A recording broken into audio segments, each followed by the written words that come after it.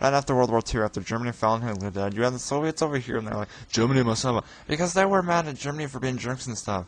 Then there was President Truman over here running America, and he was all against being mean to Germany because he felt bad for them. Except really, he was like, I don't like communism. So he wanted to help Germany, so they'd be like, yes, it's Americans is good, and Soviet Russia is bad.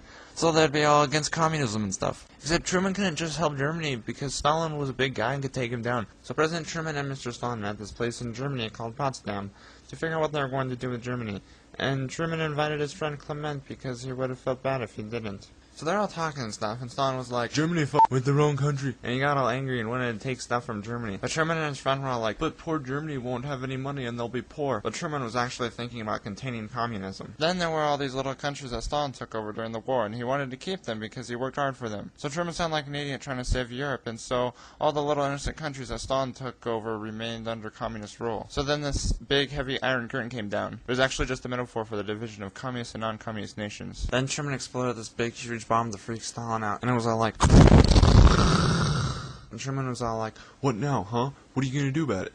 So Truman was angry because Stalin didn't want to let his countries rule themselves. Then Truman called up his pal George and was like, hey George, I don't get why Stalin's being mean. Then George was like, I'll tell you what I'm gonna do. I'm gonna write a 5,540 word long telegram about Stalin and why he's being such a jerk. So then Truman received this very long telegram that pretty much said Stalin was a sissy and was afraid of the West and feared communist fall. George was like, yeah man, Joseph is pretty serious and he's not going back down. It's impossible. Thanks man, I appreciate it. So then President Truman got an idea. I'm going to contain communism so it doesn't spread. I shall call it containment. Except it didn't sound very nice, so he changed it. I will help weak countries so they can fight communism. Then I shall call it my doctrine. Then Stalin was over here taking stuff from East Germany, so Truman and his British buddy got mad and threatened Stalin with some atomic bombs. Since now that everyone was mad at Soviet Russia, they decided to make a club and call it the We Hate Communist Club. But then they changed it to NATO because it sounded cooler. They also let West Germany join too. So then Stalin got together with his communist buddies and made a communist club. Then everyone was all nervous and stuff because the two clubs kept showing the other club how big they could make stuff explode. And they were afraid that maybe they'd blow each other up. So the entire world was all freaking out because they thought for sure they were going to get the crap blown out of them. That wasn't all though. You also had China over here and they were having personal issues. And this guy named Mao was all for communism, except these other Chinese people weren't. So they were all fighting and stuff. Then Truman sent the anti-communist Chinese people a Fred Meyer's gift card with $2 million on it so that they could buy guns and stuff to fight with. Except there were more communist people, so they kicked the non-communist people's butt. Then all these countries like Korea and Vietnam were getting bullied by communists, and Truman was all like, my doctrine to the rescue! So he jumped in and tried to help them. Then Truman retired and this guy named Dwight became president, and then over in Soviet Russia, Stalin died.